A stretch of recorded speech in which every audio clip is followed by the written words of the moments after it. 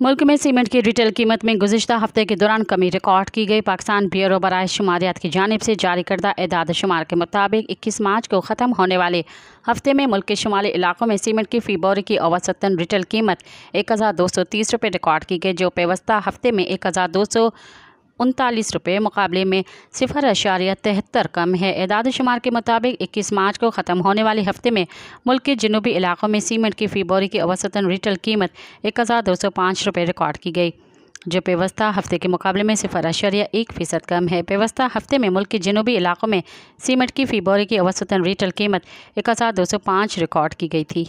मज़ीद ख़बरन ऐं तफ़सीलात लाइ विज़िट कयो असांजी वेबसाइट www.awamiNewsHD.com ऐं ॾिसंदा रहो अवामी न्यूज़ HD।